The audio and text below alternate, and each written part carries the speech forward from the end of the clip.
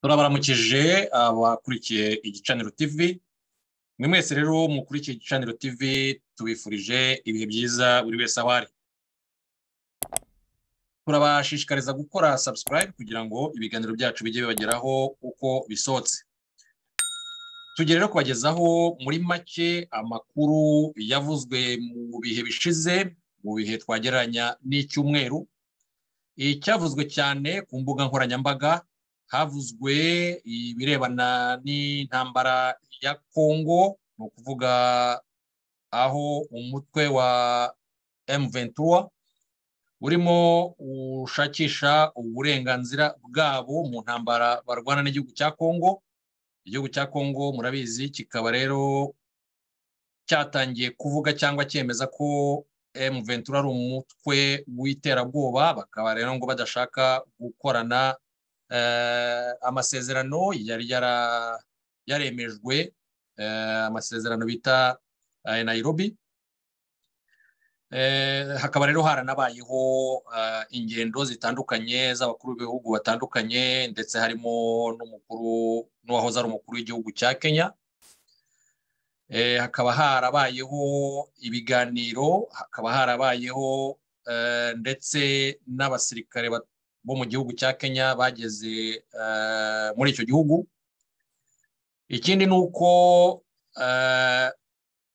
Musa Faki Muhammad we ubwe nawe yagize interview abikoraho bamubaza icyo bitekerezaho, nawe avuga ko mu by'ukuri kugira ngo amahoro aze muri icyo gihugu ari uko habaho kuganira, cyane cyane ko icyo gihugu ibikiberamo bireba abanyekongo ubwabo aribo bashinzwe kurangiza ibibazo byabo. Cette situation n'est malheureusement pas nouvelle. Depuis pratiquement plus de 2 décennies, l'Est du Congo est en trouble. C'est éprouvant pour le peuple congolais, c'est éprouvant pour son voisinage, c'est éprouvant pour l'ensemble du continent. Mais dans ce genre de conflit, nécessairement, il faut trouver une solution politique. Et donc le processus qui est engagé à Nairobi avec la communauté est-africaine, les efforts du président de l'Angola qui a été désigné par l'Union africaine comme facilitateur, je crois que ces efforts combinés doivent nous amener à trouver une solution politique. En tout cas, c'est ce qu'on préfère.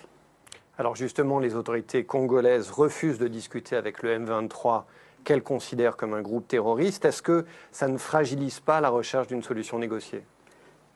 Écoutez l'envoyé spécial, l'ancien président du Kenya, Uhuru Kenyatta. Les discussions de Nairobi doivent continuer. C'est aux Congolais, bien entendu, de déterminer quels sont ceux qui vont prendre part, mais il est souhaitable, dans le cadre de la recherche de la paix, qu'il soit le plus inclusif possible. C'est notre souhait. Mais de toutes les façons, ce sont les parties elles-mêmes qui savent de quoi il s'agit. Hariho rero amakuru asohotse mu kanya avuzwe kuri Radio Okapi. Iyi Radio Okapi ikora mu gihugu cya Kongo. Hariho ubundi kuzabonana kw'abashyamiranye ku itariki 21 z'ukwezi kwa 11, ariko iyi radio ivuze Kongo Perezida Tshisekedi atazajya muri iyi mibonano, nta n'intumwa zizajyayo. Ikigaragara rero nuko bavuze ko ngo bakomeje kwita umutwe wa M23 ko ari abateroriste. Ikindi nuko muzi ko habayeho umusirikare wageze aho rwose akanatakaza ubuzima bwe ubwo yazaga ku mupaka w'igihugu cy'u Rwanda, noneho akagerageza kurasa, hanyuma uyu musirikare rero umunyekongo yaje kubura ubuzima bwe. Icyaje kumenyekana nuko batangiye bavuga ko batamuzi, ariko byaje kurangira abayobozi be bamumenye, hanyuma baramutwara. Ikindi cyavuzwe kikaba cyaravuzwe cyane nacyo ni kirebana n'inama bita G20. Iyi nama yabereye i Bali ni muri Indonesia. Iyi nama rero tunabibutse ko nyakubahwa Perezida wa Repubulika Paul Kagame yayitabiriye. iyi nama nayo iri mu byavuzweho cyane mu makuru yaciye ku mbuga nkoranyambaga. Hanyuma kandi havuzwe inama ya francophonie, inama ihuza abakuru b'ibihugu bavuga ururimi rw'igifaransa.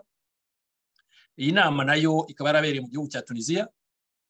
Iyi nama ikaba yaranagombaga nanone kwemeza cyangwa se gutora umunyamabanga mukuru wayo, ariko rero amahirwe yarongeye asekera umunyarwandakazi Louise Mushikiwabo, akaba yarongeye gutorerwa manda yo kuyobora uyu muryango. Aha rero abanyarwandakazi tukaba twabyishimira kuko Louise Mushikiwabo niba yarongeye gutorerwa uwo murimo nuko arimo awukora neza. Abanyarwanda rero turabyishimiye, ni nayo mpamvu habonetse kwishima gukomeye igihe hajyagamo indirimbo intsinzi. Ikindi cyagaragaye kikaba cyaranavuzweho cyane ni ibirebana n'umuhungu wa Kabuga Felicien washyize hanze video ahamagarira abanyarwanda cyangwa se abandi bashyigikiye uwo muryango kujya kwigaragambya mu gihugu cy'Ubuholandi, aho Iserero azaba agomba kuburana. Aho ngaho rero ni Irahe mu Buholandi. Ikindi nanone twababwira cyabaye nuko ku itariki 19 z'ukwezi kwa 11 ni umunsi wahariwe kuzirikana cyane ubwiherero. Ibyo mu Gifaransa bita toilette. Icyo gihe rero ndagira ngo mbabwire ko hagaragajwe ko 70% by'abatuye umujyi wa Kinshasa batagira ubwiherero. Bikaba rero bitangaje kuko hashyizwe hanze video igaragaza ibibera muri icyo gihugu, akaba ariyo mpamvu korera ihiganje cyane, aho umujyi wose 70% byawo bose ubwo bwiherero babukorera mu muhanda. Noneho imvura yaza ikatwara ibyo byose bikajya mu marigore, noneho ugasanga igihugu cyose cyafashwe n'indwara. Abatuye rero uwo mujyi bagaragaye muri iyo video barimo batakamba bavuga ko mu by'ukuri bakeneye gufashwa. 19 novembre déclaré journée mondiale des toilettes. Selon l'ONU, sur les 7,5 milliards d'habitants de la planète, environ 4,5 milliards ne disposent pas de toilettes dignes de ce nom. Illustration à Kinshasa, en RDC, où 70% de la population n'ont d'autre choix que de se soulager à l'air libre, une pratique vecteur de nombreuses maladies. Darikaline Lepi. Ils font avec les moyens du bord, 4 plaques de tôle et un trou. Ici, les toilettes sont sommaires. Sans eau courante ni circuit d'assainissement, difficile de faire mieux en plein Kinshasa. Même chose ici, dans le village de Kitini, à 80 km de la capitale. Entre inquiétude et colère, les habitants dénoncent le manque d'infrastructures. On souffre ici à cause des toilettes, on subit une véritable tragédie à cause des latrines. Quand il pleut, l'eau inonde la dalle, ça déborde, les excréments remontent à la surface et se ruent dans nos maisons. Un quotidien partagé par de nombreux habitants. En République démocratique du Congo, la majorité des 90 millions de personnes n'a pas accès à des sanitaires améliorés, d'après l'UNICEF. Un problème de santé publique pour le pays. Le pouvoir fait face à une recrudescence des maladies. Il y aura des gens qui vont souffrir avec le choléra, même pour le moment, on souffre avec la typhoïde. Donc il y a beaucoup de maladies. Situation alarmante. Les eaux usées et les excréments sont évacués de façon anarchique, parfois même dans des points d'eau utilisés par la population. Dans le monde, près de 3 milliards de personnes n'ont pas accès à des sanitaires. Hanyuma rero nanone kandi tubibutse ko Doha muri Qatar hatangiye ikintu abantu benshi bakunda ku isi, ni Coupe du Monde, umupira w'amaguru, aho hari igikombe cy'isi. Aha naho tubibutse ko Perezida wa Repubulika Paul Kagame nawe yabaye umwe mu bashyitsi bakuru bitabiriye uwo muhango. ariko nanone dusubiye inyuma tunabibutse ko mu nama ya francophonie nyakubahwa perezida wa repubulika yari yitabiriye. Aha rero muri Qatar mbere y'uko ibi binabaho hariho umukinnyi wabaye ikirangirire w'umunyafurika Yaya Toure wagize icyo avuga kuri iyi mikino iba. Yaragize ati igihugu cya Afurika gifite ibihugu 54. Muri ibyo bihugu 54 biratangaje kugira ngo ari wo mugabane ufite ibihugu byinshi, ariko akaba ari wo mugabane uhagararirwa n'ibihugu bikeya, kuko magingo aya ngaya umugabane wa Afurika uhagarariwe n'ibihugu 5. Harimo Senegal, harimo Tunisia, harimo Maroc, harimo Cameroon, hanyuma hakanabamo ni Senegal, Tunisia, Maroc, Cameroon na Ghana.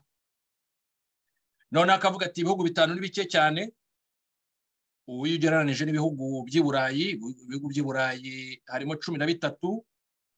Akavuga ati muri Aziya, muri Amerika ya ruguru, ndetse Amerika ya ruguru yo ibifatanyije na Caribbean, hanyuma na South America. South America rero ho munanabizi ko haba hariyo n'ibihanganye nka Brazil, Argentine, Ecuador na Uruguay. Nkaba rero nababwira ko ahangaha abantu bakomeje kwibaza impamvu nyine mu gikombe cy'isi habamo gusa ibihugu 5 bihagararirwa ku mugabane wa Afurika. Aha rero nababwire ko nyine habayeho imihango ikomeye, aho twabonyemo umuntu ukina filime akaba nazwi cyane, akaba yaramenyekanye mu mafilime atandukanye, umwirabura Morgan Freeman, unazwi cyane kubera ijwi rye iyo arikoresheje buri wese amenya uwo ari we. Akaba rero ari we wagize uruhare rukomeye cyane mu gufungura iyo mihango ya World Cup. Ariko kandi nanone habonetsemo n'undi mugabo bafatanyije, ariko umugabo mu by'ukuri umuntu yakwibazaho byinshi, ariko ni byiza kumubona. Impamvu nuko uwo mugabo afite ubumuga butangaje. Instead of seeing another way, we dismissed it and demanded our own way. And now the world feels even more distant and divided. How can so many countries, languages, and cultures come together if only one way is accepted? يا أيها الناس إنا خلقناكم من ذكر وأنثى وجعلناكم شعوبا وقبائل لتعارفوا إن أكرمكم عند الله أتقاكم. We were raised to believe that we were scattered on this earth as nations and tribes, so we could learn from each other and find beauty in our differences.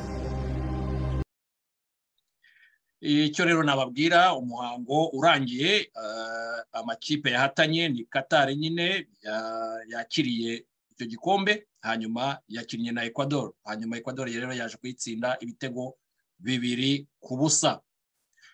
Mu gihugu cy'u Rwanda ho habaye ibintu bidasanzwe, aho niyo nkuru Jean Pierre yabaye uwa mbere muri race, no kuvuga kwirukanka ku magare.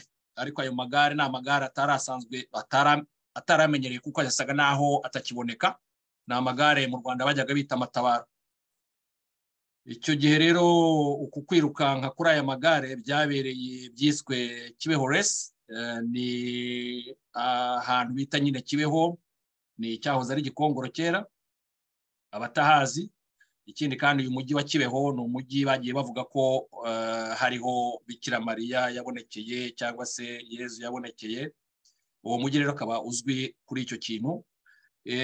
Uyu rero akaba yarabaye wa mbere akoresheje igare bita matabaro. Iri gare bita matabaro ntabwo ryari risanzwe riboneka, hari haraje amagare ajyanye n'igihe turimo, ariko baravuze bati noneho reka dukoreshe amagare asanzwe.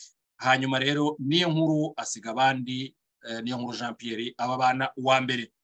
Ibi rero akaba ari byo byaranze cyane ikoranabuhanga, ni ukuvuga ibyanyuze kuri social media.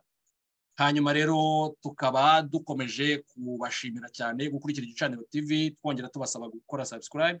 Hanyuma kandi tubifurize gukora cyangwa se kugira umugoroba mwiza aho muherereye. Murakoze.